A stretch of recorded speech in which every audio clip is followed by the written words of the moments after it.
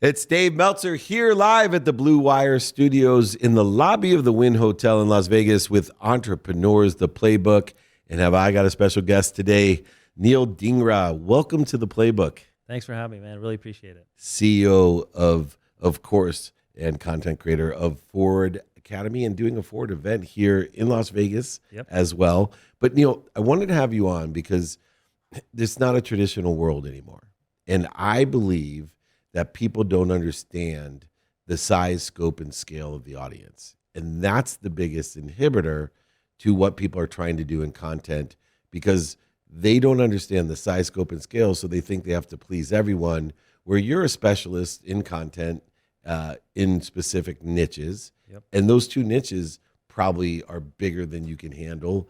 What has been your biggest lesson of the size, scope, and scale of the audience when you're creating content to build a community? That is an absolute great point and great way to start, because people don't believe that there's enough riches in the niches, right? So there's so much there in whatever you're subject matter expert in or whatever you're passionate about, right? So in my case, like you alluded to, maybe when I first started, I was only talking about one thing, which was real estate finance, specifically mortgages, home loans, things like that, right? And you would think that that is super narrow. But within that niche, there was a lot of people that are interested in the content and interested in learning. And so I found that, if you have knowledge to share or you're passionate about something, there's an audience for you. I mean, it's there. And when you broaden that beyond just your city or even your region, when you go national or international, it's insane. Insane. And I had a difficult time myself, because coming from a traditional background of building brands, personal brands, by the way, with Lee Steinberg in the sports world, I thought that audience was big. When you had Troy Aikman, Steve Young, or Warren Moon, everybody knew who they were, but it's nothing compared to even my own personal brand and my own niche. And the person that helped me most understand this is a woman, and her name is Dr. Pimple Popper. Wow. Because when I looked at Dr. Pimple Popper, I said, how the heck does this lady have a Bravo show? How does she have more subscribers on YouTube than the entire NFL Pro Football Hall of Famers that are the most popular sport in America? How could this be? And so I started a journey to understand how communities are built through content. You have done the same thing. The riches are in the niches. So how do you help people that are like a Dave Meltzer that has always been known as, oh, that's Lee's guy or Warren Moon's guy, or there's no name to it, to build it where millions of people every day watch Neel and David? Yeah, I think it's just a matter of, what is your message going to be? Like, what is the information that you could share? And, a lot of people are always in the mode of saying no for the audience. Like you just said, you're saying, well, I'm not that interesting. Or maybe, well, there's already people doing that, so I can't do it. It's too saturated. It's not at all. Even today, 2023, we're heading into, there's so much of a void of people who truly know what they're talking about, who can help people, who can educate. And there's, tons of communities you can build online. And even from a small creator perspective, if you just start sharing that information, you'll find your tribe. You'll also find that people are really grateful to learn from someone who is just a few steps ahead of them. So, you obviously have a huge track record in business and in the world that you were in coming into content. Well, a lot of people don't. So they feel like, hey, if David's doing it, Neel's doing this stuff, I can't do that. Look at those guys. They have a lot of stuff to share. Well, here's the thing I found, especially when you're doing infotainment and you want to share information, people would love to learn from someone who's just a few steps ahead of them. So like, there's only so much I could learn maybe from Elon or Jeff or Bezos. Great right? point. But like, if a guy is just a few steps ahead, maybe a couple years ahead of me, and he did it, then I feel like I can do it. So I found that the most powerful content you can put out there, someone's watching it and they feel inspired or empowered to do something.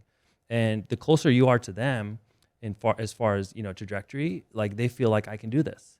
And so I would encourage people, even at any point, to start looking into it, just because of how powerful it is.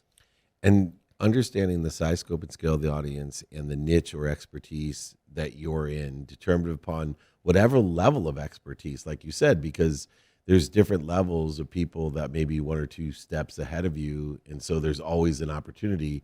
But one of the things about being a traditional brand person is that I grew up under an era of understanding the power of engagement of a community and the power of very small numbers, meaning I've been speaking for years on stages, and I have not forgotten, nor will I ever forget, how much money and how excited I was to stand in front of 100 people. Yeah. 100 people. And now I have, my content guys and you've seen them, right? Oh, that video didn't do well, Dave. It only got 40,000 views.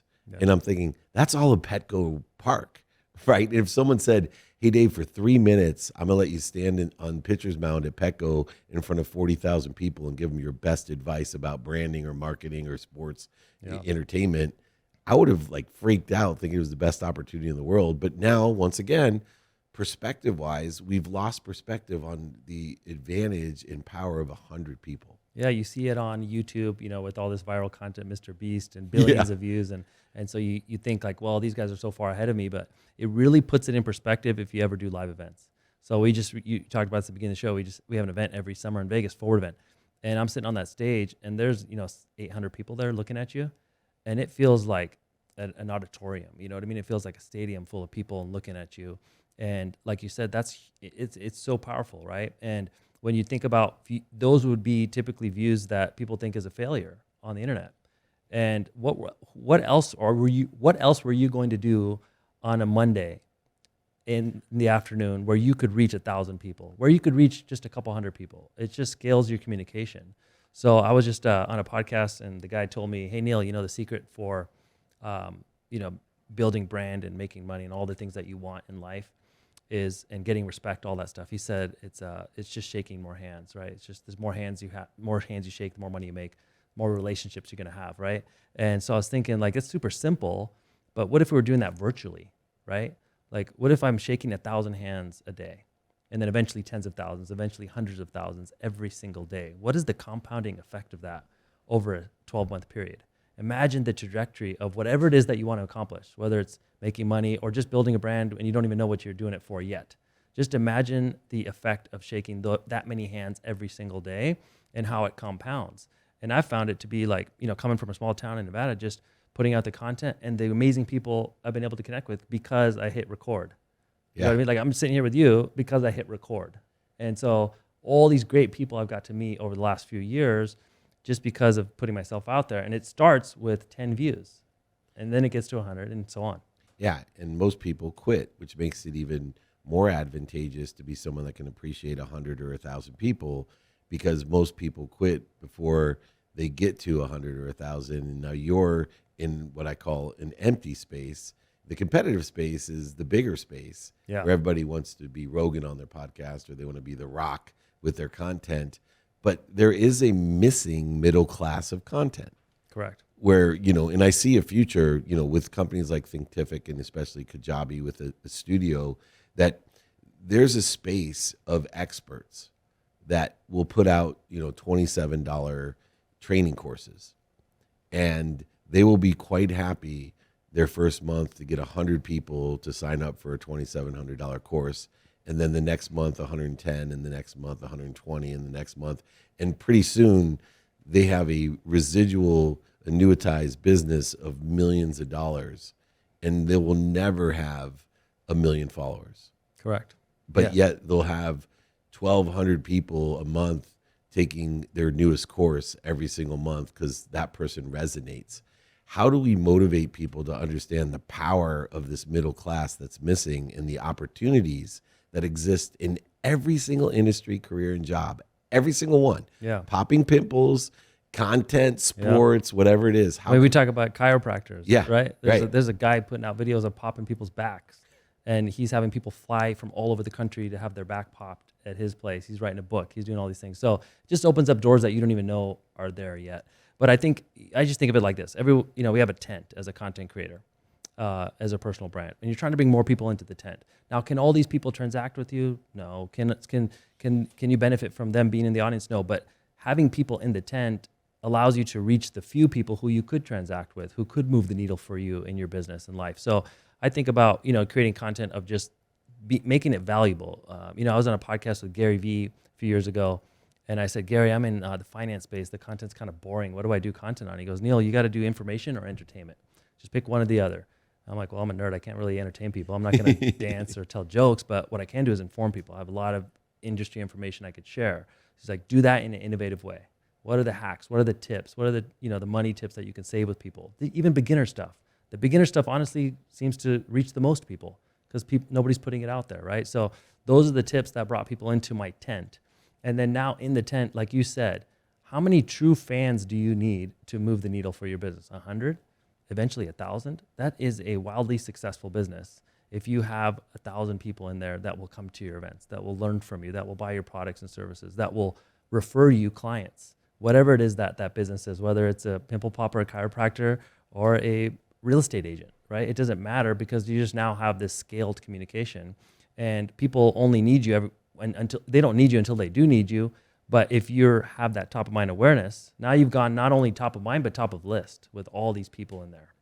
Yeah, it's so interesting because a lot of people don't understand the power of that community, but they also don't understand aggregate effect or exponential growth. And in fact, Gary, I was consulting on a sports agency 6 Super Bowls ago. I didn't even know what a Gary Vee was. I was working with AJ, and I had a radio show, nationally syndicated with Gal Media, called The Sports Blender.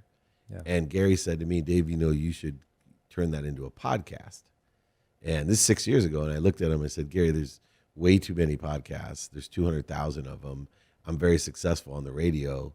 Why would I do a podcast? And he said, because there's not enough of podcasts, especially with the type of content from someone your age with your experience in your genre, that's sports entertainment. And so he said, look, I'll help you because you're helping me. And I said, whoa. Okay, he said, well, how many followers, would be worth the investment to build this out for a year? And he was surprised because I said, I want 2 ambassadors of the show. I don't care how many people listen. He said, what do you mean? I said, I want 2 people that will tell everyone to listen to my podcast. And they need to, every year, get 2 people that will do the same for me. And he said, and how much are you willing to invest to do that? I said, $1 million. And he said, you get it. I said, what do you mean? He said, you understand what you're doing. I said, yeah. I said, because I'm turning 50, literally 10 days after I met him. I said, when I'm 70, 20 years from now, I will have one of the most popular podcasts in the world, 2 people at a time, because I know math. I know aggregate effect. And he said, 2 million people telling 2 million people a year to be engaged with your podcast. There's probably nothing better you could do for your financial legacy than build that podcast. And I said, sold. And here we are at the Win doing that.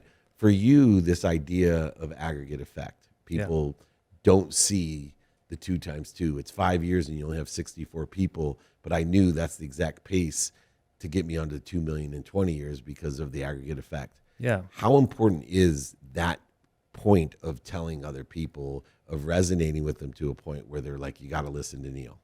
Well, you look at the stock chart of any super valuable company, look at Tesla, Amazon, all this, and it muddles along, even Apple, for a long time, like a decade sometimes. And then all of a sudden you see this hockey stick growth, right? And so that same thing happens with personal brands and content creators. But I think the thing is like, you got to think about what you want to spend your time doing. And like, I think most people are in the mode of symmetric opportunities. So like, I'm going to get this degree and then I'll get this job. I'm going to make this investment, I'll get this return. And that's fine, but it's not exciting after a certain point. And if you want something really big or an outsized return, you have to play a different game. And I think of it like an asymmetric opportunity. So content in a podcast or doing anything on the internet is asymmetric, meaning you put in the time and the investment, your return is not correlated to that investment after a certain point. There's no ceiling. Like this thing can just keep going. And there's very few things that like anybody in the country could just, it doesn't matter if you're rich, poor, it doesn't matter if you got if you have internet access and you have one of these phones, you have access to play in the game, right? And so it's crazy to see that opportunity exists, and those who are taking advantage of it are seeing these crazy returns. I look at TikTok sometimes, I see people making just videos with the phone, no crazy content crew, we're not in a $6 million studio, and they're crushing it. They're getting more views than you or me, right? Sure. Sometimes, right? And so it's crazy to see that it's leveled the playing field completely, and those returns add up, it compounds.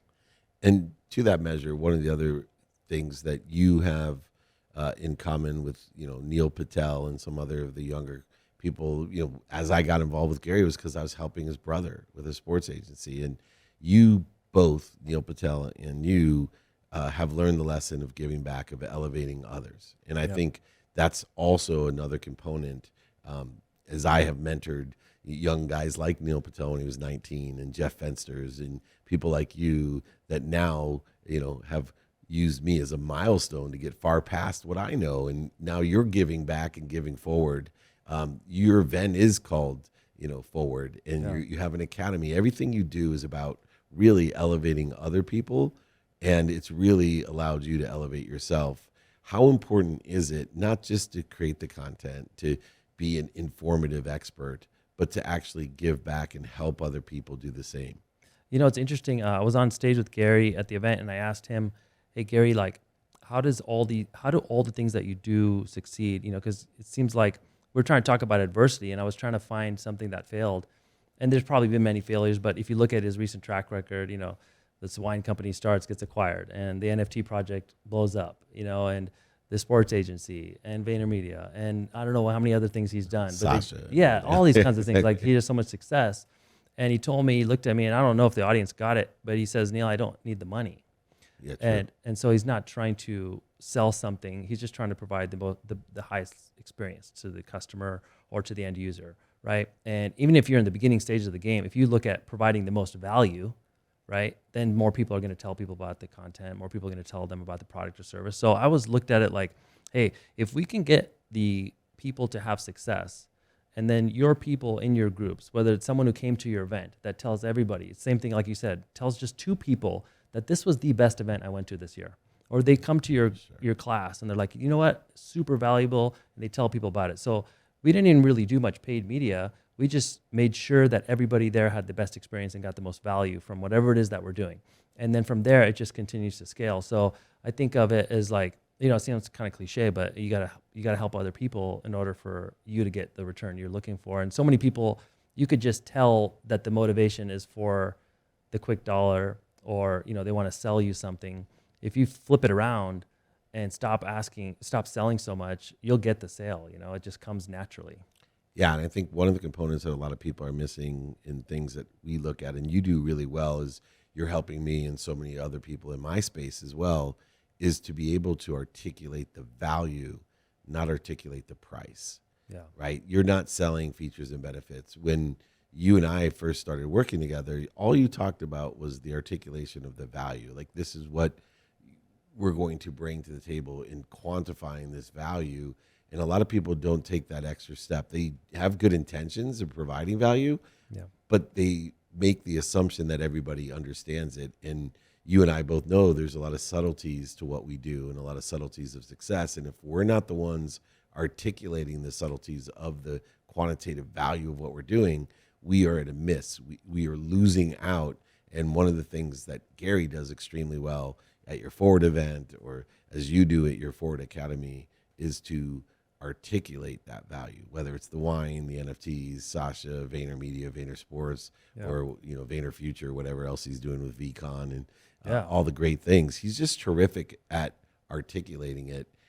For you to help people do that, is that a component of the academy, of not only teaching people how to create the content, but articulate your own value of the content in that kind of niches of the riches exactly. philosophy? Like, you think about a super simple example, the iPod comes out. I don't know when it was, 10, I'm probably dating myself now, but how long ago that came out.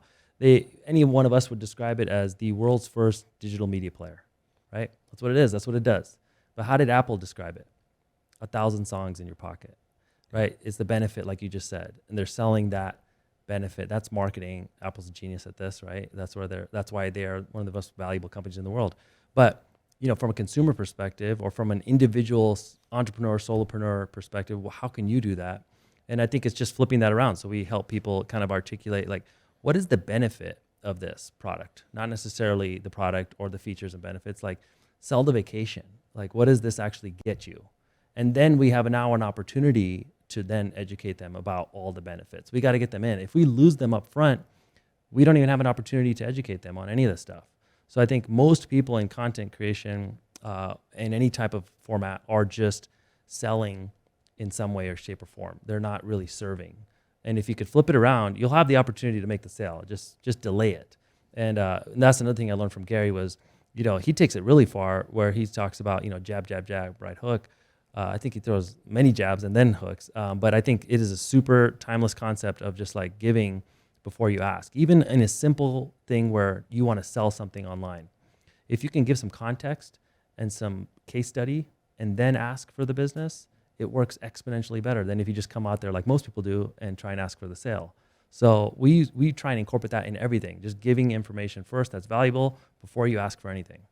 Yeah, and you do a great job of that in both providing the value and articulating and managing the expectations of that value. And cohesively, it allows you to, as you say, take advantage of a huge opportunity that most people, including I think you and I, still can't fathom. Yeah. The closer you get to fathoming it, the closer you realize I can't fathom how big the universe is. I feel the same way about the audience. I can't fathom how big the universe is. Yeah. That Webb telescope just freaks me out thinking there's a billion galaxies or whatever the heck they found. But what's crazy is it allows someone today to hit fast forward. I mean, think about, those of us who've been in business long before any of this social media stuff, like how long it took to get those benefits of brand.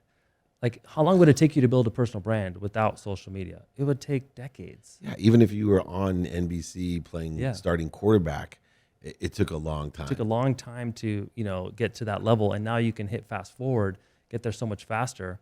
And so I think it's just it's a huge opportunity. It's not too late. People just need to never. Yeah, it's not too late. And I think there's a mass, it's just, a lot of the content that's out right now, it's in the early stages. I mean, you're doing, I don't know how many vertical videos a day. Last year we were doing no vertical videos. Like this is something new you're doing, right? Yeah. And short clips, like 30, 40-second clips, vertical, and you're reaching so many people. That's a new strategy. And then the next year there'll probably be something else new, and we just keep evolving with it. Yeah, and you do a great job of helping me and so many others as well. Neel Dhingra, he is the CEO and content creator for Forward Academy, Forward Events, which takes place in the summer here in Las Vegas. Make sure you join us in our community. We're here to be of service and of value to others and hopefully help you articulate the same. Neel, thanks for joining me in your hometown here at the Wynn in the Blue Wire Studios in the lobby of the Wynn. I'm Dave Meltzer here with Entrepreneurs, the Playbook.